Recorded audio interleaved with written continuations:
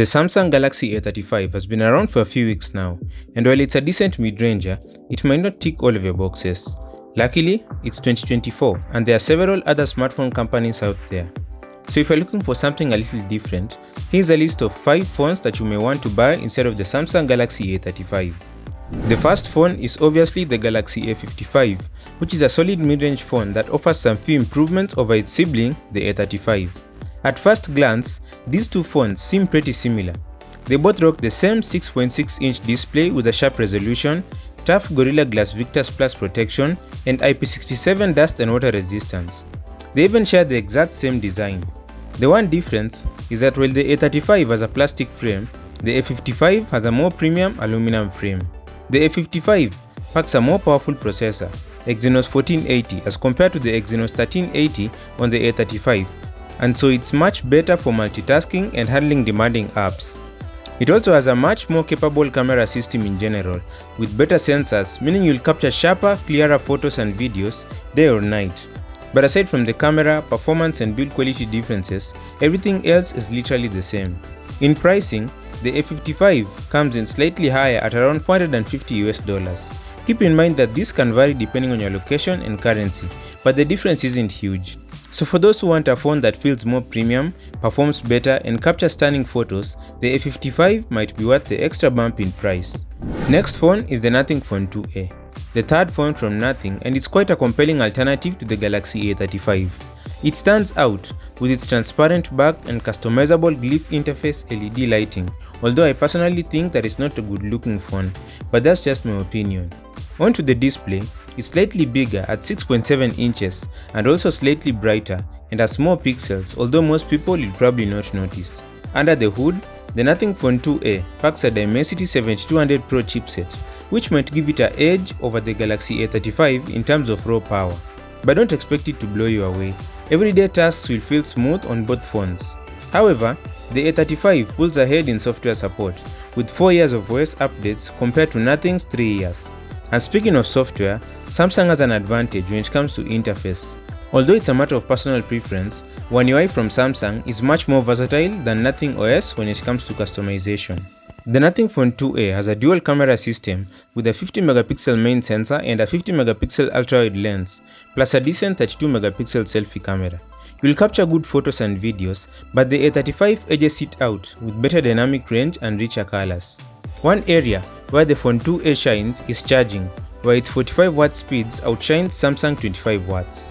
The price tag is pretty similar, with the Nothing Phone 2A starting at $350 US and going up slightly depending on storage and region, just like the A35.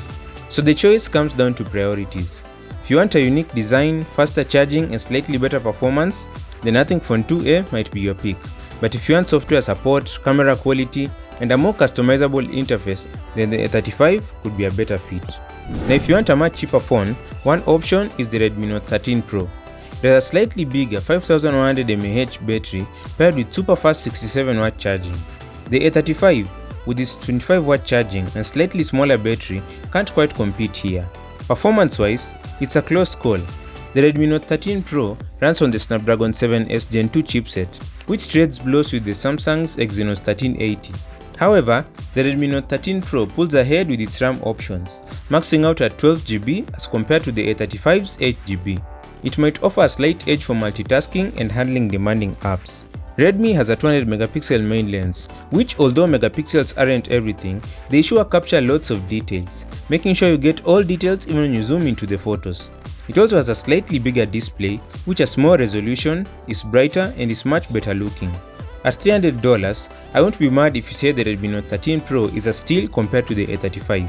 It's cheaper, and when you put them side by side, they are almost equal. Next phone on the list is the Infinix Note 40 Pro 4G, which is also cheaper at less than $300.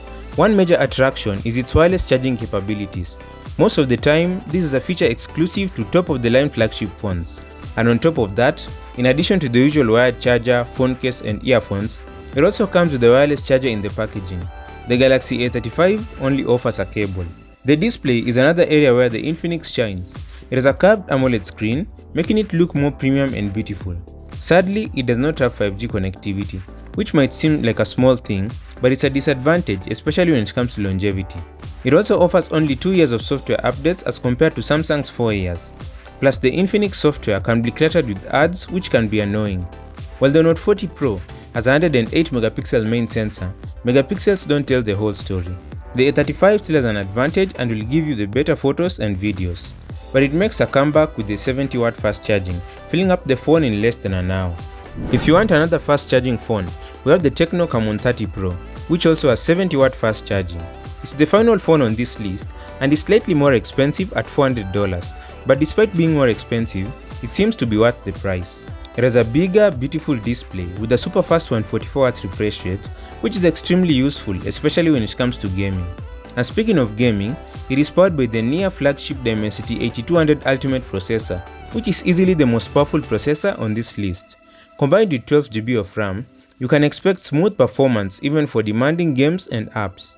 It also has the better main camera, a 50-megapixel Sony IMX-H90 sensor, which captures superb photos especially in well-lit conditions. And even on storage, it blows the A35 out of the water with a 512GB option compared to the A35's maximum of 256GB. So you can store tons of photos, videos and apps without worry. The Camon 30 Pro is a serious contender in the mid-range market. It offers a powerful camera, ample storage, and top-notch performance, making it a great choice for gamers, those who like photography, and power users. It might even just be the best mid-range phone of 2024 in terms of value for money. Comment down below if there are any other phones you think should have been added to the list. Thanks for watching, I'm Milan and this is Fuzzy Tech. Subscribe.